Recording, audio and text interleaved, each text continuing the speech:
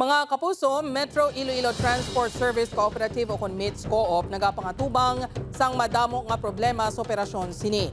Ang aktual nga sitwasyon sa kooperatiba tutukan ta sa GMA Regional TV interviews ni Kim Salinas.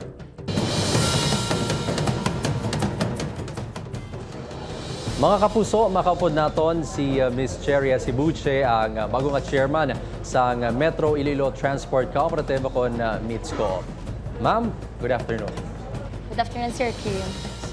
Ma'am, sa di na kita subong no, sa tinutuyo naton agud matadlong ang ining kapaltahan nga patakaran no, sa anay nga chairman and ilabi nagigid no, sa paghatag sang benepisyo sa aton nga konduktor kag mga driver.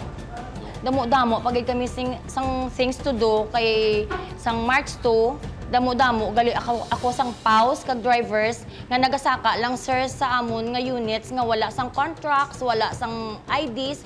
So, amo na sir ang isa pag nga gina-priority ko gid nga salaries nila nga wala pa until now nakaabot. It's because sir nga pag-assume ko office May 1, 500,000 lang ang cash sa Bolt. Ang ginasukot nila sa akon nga salaries dapat sang 30 ginhatag ini sa ila. So, ang akon pagid sir nga ginahingyo nga ihatag ibalik ang ilang nga cash ban. Transparency. Amugid ina sir ang gusto ko gid nga i-implement sa akon nga administration.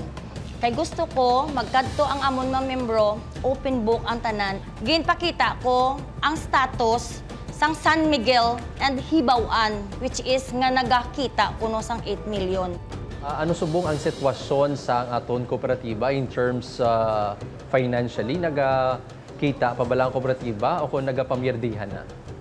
Sa pagpungko ko, sir, kung pamangkuton mo ako, gutom ang akon nga mga drivers. So siguro, sir, we are in collapse. Pero we will try our best, gid sir, nga makatindog liwat ang amon nga co-op. Nagapromisa ako sa ila nga ang ila sweldo i-update ko. Kay wala kita ni mahimo kung wala sang drivers and paus nga nagasulay-sulay sa kakainiton sa dalan.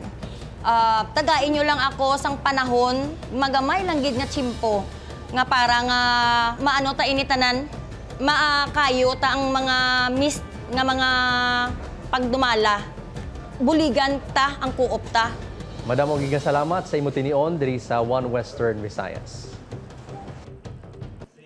Sa kaangot naman nga balita ginahikot na sang anay chairman sang Metro Iloilo Transport Service Cooperative nga si Josemari de los Reyes. Ang financial statement nga ginapangayo sang chairman sang kooperatiba nga si Cheria Sibuche agud madeterminar ang inugsweldo sa mga nagareklamo nga empleyado. Suno kay de los Reyes, hindi sa giliyon mahatag ang financial statement bangod diri nakabutang ang importante nga transaksyon sang kooperatiba nga kinahanglan pa utihan. Kag kuntani may nagakaigo nga turnover sa mga dokumento antes nagpungko ang bago nga administrasyon. Natingalaman si De Los Reyes kung nga hindi mapasweldohan ni Sibuche ang mga empleyado bangod tiyara man kuno ang payroll kag iban nga dokumento. Dugang ni De Los Reyes hindi matuod nga wala masweldohan ang mga empleyado sa Abril 15. Wala mahatag ang Abril 30 nga sweldo bangod wala nakaremit ang Hibaw-an kag San Miguel nga ruta nga may ginabanta 7 million pesos nga kita. Hindi man niya madali-dali, hindi mo lang niya pila ka accounts na daan may ara kami. So madamo transaksyon na hindi mo na pwede mapalagpatal mo lang na.